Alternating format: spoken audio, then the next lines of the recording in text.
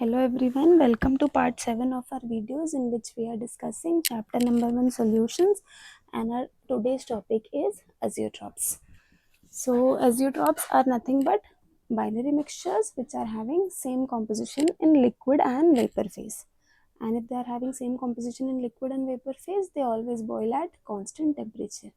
For example azeotrope कब बनते हैं? जब आप दो लिक्विड्स को मिक्स कर रहे हैं, जैसे ही आप दो लिक्विड को मिक्स कर रहे हैं एक पर्टिकुलर कॉम्पोजिशन में, और अगर वो सोल्यूशन जो है वो लिक्विड स्टेट में उसका कॉन्सेंट्रेशन और वेपर फेज में उसका कॉन्सेंट्रेशन अगर सेम रहता है, उसी मिक्सचर को हम एजियोट्रॉप्स कहते हैं.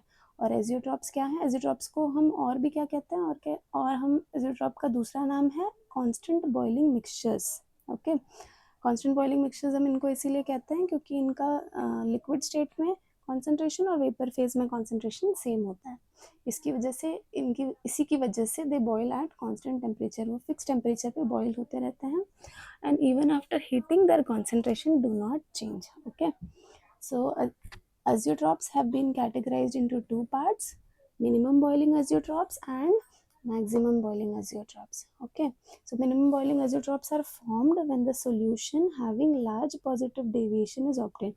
अगर कोई solution बन रहा है जिसमें large positive deviation हमें देखने के लिए मिल रहा है, तो large positive deviation देखने के लिए मिल रहा है, इसका मतलब जो total vapor pressure होगा solution का, that is going to be higher than the vapor pressure of solute and solvent. Solute और सॉल्वेंट के वेपर प्रेशर से हमेशा सोल्यूशन का वेपर प्रेशर ज़्यादा होगा. अगर ऐसा हो रहा है तो सोल्यूशन पॉजिटिव डेविएशन शो कर रहा है, और high value of vapour pressure होने की वजह से बॉइलिंग पॉइंट क्या हो जाता है? लो हो जाता है.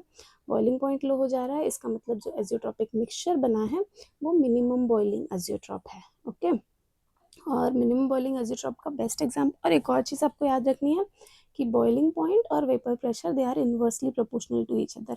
वेपर प्रेशर जितना ज़्यादा होगा बॉइलिंग पॉइंट उतना कम होता है. ठीक है, इन्वर्सली प्रोपोर्शनल है ये दोनों चीज़ें. सो इसीलिए बॉइलिंग पॉइंट लोअर होने की वजह से, वेपर प्रेशर हायर होने की वजह से बॉइलिंग पॉइंट लो हो जाता है.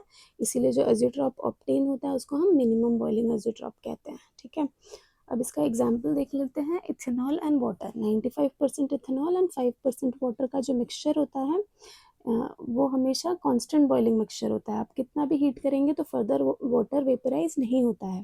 कांस्टेंट टेम्परेचर पे ये मिक्सचर बॉयल होते रहता है, इसीलिए हम इसको मिनिमम बॉइलिंग एजियोट्रॉप कहते हैं. ठीक है, अब देख लेते हैं दूसरा part, that is maximum boiling azeotropes. So maximum boiling azeotropes are formed when the solution showing large negative deviation have been obtained. अगर हमें लार्ज नेगेटिव डेविएशन का सॉल्यूशन मिलता है तो उसमें क्या हो जाएगा, टोटल वेपर प्रेशर जो होगा सोल्यूशन का वो कम होता है सोल्यूट और सॉल्वेंट के कंपैरिजन में.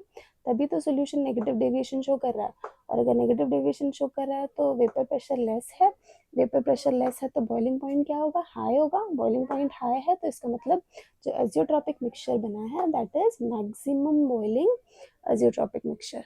For example, nitric acid plus water, 68% nitric acid and 32% water, they boil at constant temperature, forming maximum boiling azeotrop.